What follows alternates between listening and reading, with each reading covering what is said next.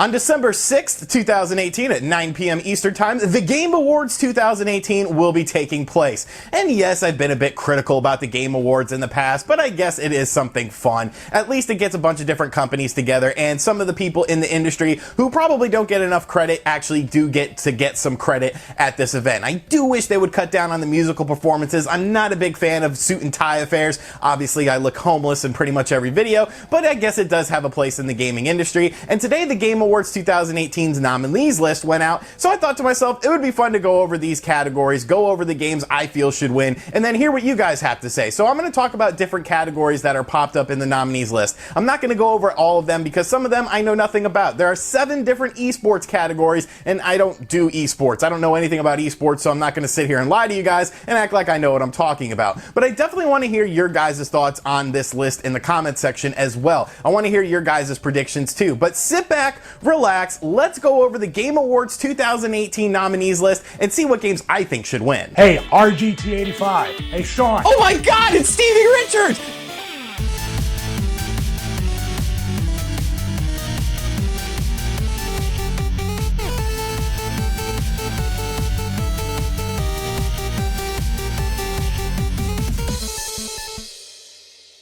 Alright, so starting things off, we have Best Debut Indie Game. We have Donut County, Florence, Moss, The Messenger, and Yoku's Island Express. Now, obviously, I'm going to have to give the nod to The Messenger on this list. The Messenger was a fantastic game, really blending 8-bit and 16-bit styles. Actually had 2 different gameplay styles in the game as well. It opens up once you get to the halfway point of the game, and it was just a really great experience. A definite throwback to the Ninja Gaiden series, but a really re-advancement of the Ninja Gaiden series. Not just trying to be a Ninja Gaiden clone, but it did enough to make it stand out as its own game. The music was great.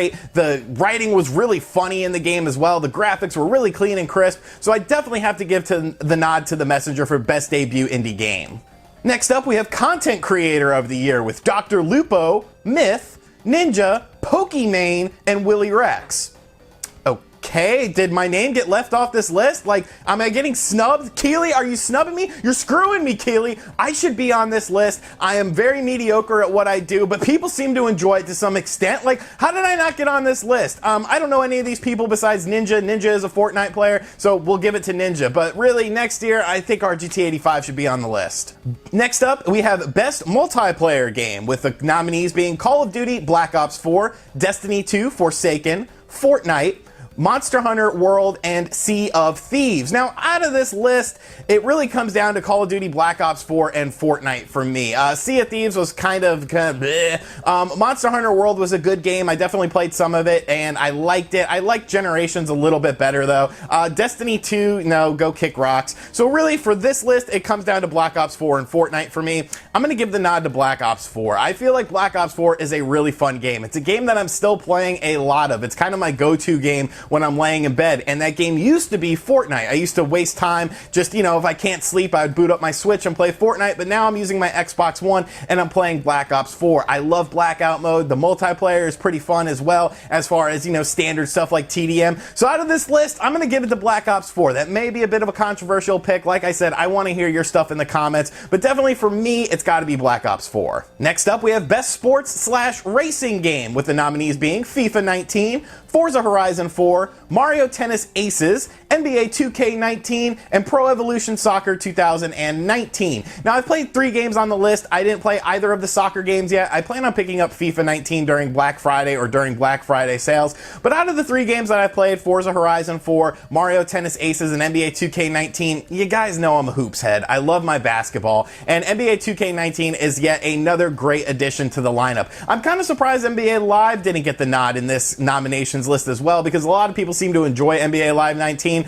but for me, it's got to be NBA 2K19. Just another stellar basketball experience, really great stuff. Yes, the My Career mode and the, you know, player mode where you have to do the virtual console sucks. I get that, but just from a strictly sports perspective, I really enjoy NBA 2K19. Next up on the list, we have Best Family Game, with the nominees being Mario Tennis Aces, Nintendo Labo, Overcooked 2, Starlink, Battle for Atlas, and Super Mario Party. Now, out of this list, there's definitely some interesting stuff going on. You know, Super Mario Party was a game that I played primarily by myself, so I didn't really have a great chance to play it, you know, with family and stuff like that. I'm actually going to play it over Thanksgiving with my family, but still, for what it was a good game, but I just didn't get all that much enjoyment out of it. Mario Tennis Aces, another good pick, you know, solid. Nintendo Labo, me and Labo didn't really get along all that great.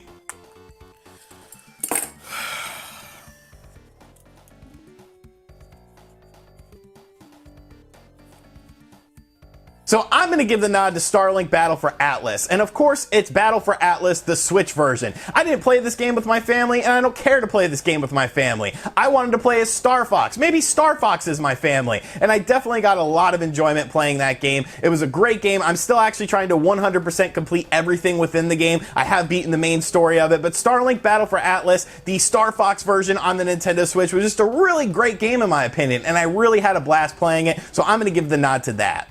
Next up on the list, we have Best Action Adventure Game, with the nominees being Assassin's Creed Odyssey, God of War, Marvel's Spider-Man, Red Dead Redemption 2, and Shadow of the Tomb Raider. Now, this is an interesting list here because a lot of these games are also involved in the Game of the Year nomination, and I feel like what they'll end up doing is not giving the same game the same awards over and over again. So I'm actually going to leave my Game of the Year off of this list as far as being in contention for it. If I have to pick out of these games, I'm gonna go with Spider-Man, I feel. I loved God of War. I thought God of War was a great game, and you know, a lot of people really loved it, but I liked Spider-Man a little bit more. Maybe it's just the fact that I've always enjoyed sort of Spider-Man games. I loved the original Spider-Man 2 on the GameCube and Xbox and things like that, and I really got a great sense of enjoyment out of Spider-Man on the PS4. I thought it was one of the best games of the year, and it was just a great experience from start to end. Yes, some of the side missions were a bit monotonous and things like that, but I enjoyed exploring the city and finding out all these little nooks and crannies and things like that. So Spider-Man, I'm going to give that Best Action Adventure Game of the Year. If you don't like action adventure and you just want action, there's a category for you. I don't know why there's two separate categories, but the nominees for Best Action Game are as follows: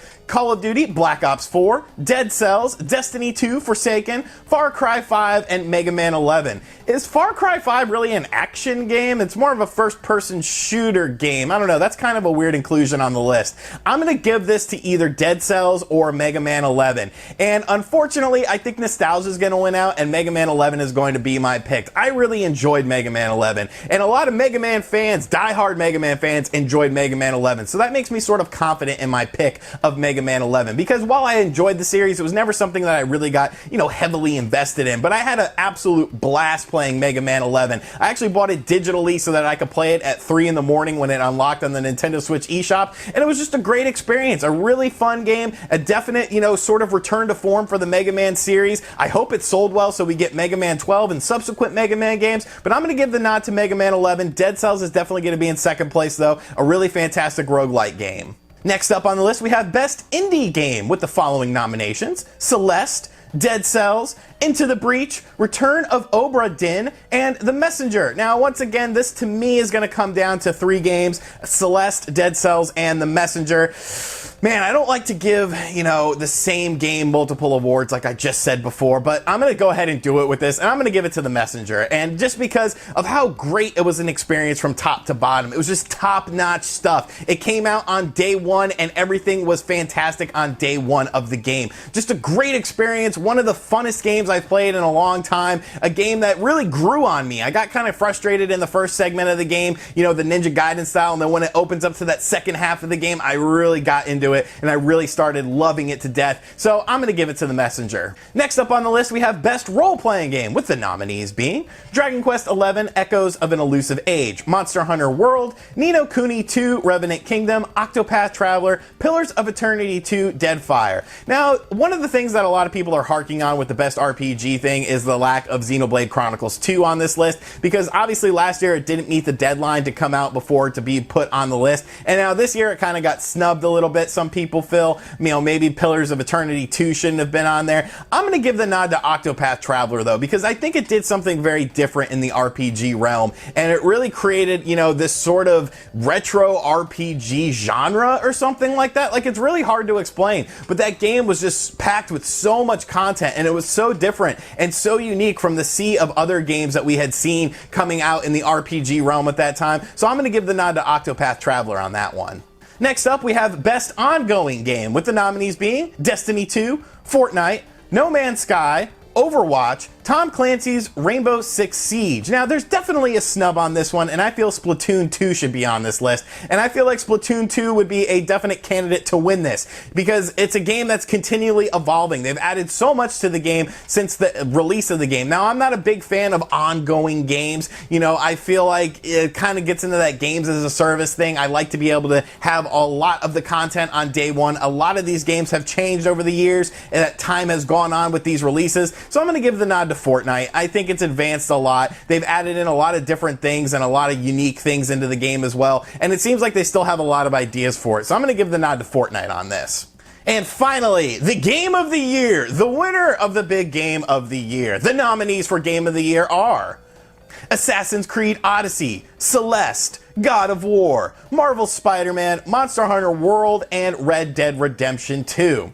Tough list, tough list. I'm surprised to see Celeste on there. You know, awesome job to Matt Makes Games for getting that game out there and getting such a big impact on everything, but I don't think Celeste is going to win. Assassin's Creed Odyssey, you know, Monster Hunter World, it really comes down to God of War, Spider-Man, and Red Dead Redemption 2 for me. Now, if you were paying attention, you would notice that earlier I talked about how I didn't want to give games multiple awards, and I didn't feel like they would do that in this as well. And I talked about God of War and Spider-Man going up for an award. I didn't mention anything about Red Dead Redemption 2 because Red Dead Redemption 2 is my game of the year. It is a masterfully crafted game. It's not even really a game. It's more of an experience. Like, you really feel like you're in this world that they have created in Red Dead Redemption 2. It's just absolutely amazing. The interactions between, you know, NPCs and things like that, the way events fold out and, you know, just unfold in front of your eyes, the sheer amount of content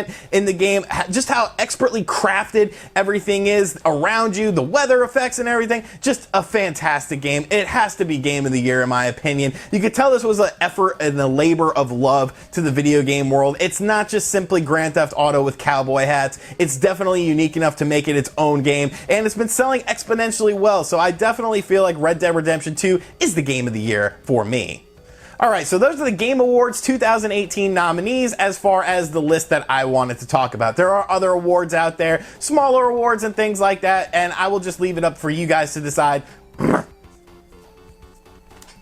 Alright, and those are my picks for the Game Awards 2018. Now, like I said, I didn't go over every category. There was things like mobile games, VR games. I don't play mobile or VR games, so I wouldn't be really well versed in talking about that. There's some smaller categories as well. I'll have a link to their website in the description box if you want to check out all the categories. I just wanted to talk about a few specific categories. So like I said, let me know in the comments section down below what your picks are, if you agree with my picks, and of course, how much loving is going to go on stage between Geoff Keighley and Kojima, because it happens every year, and you know Kojima's going to be there. And as always, thank you for checking out this video. If you're new to the channel, make sure you subscribe and turn on notifications. Check out other videos on the channel, and as always, I will catch you guys on the next video.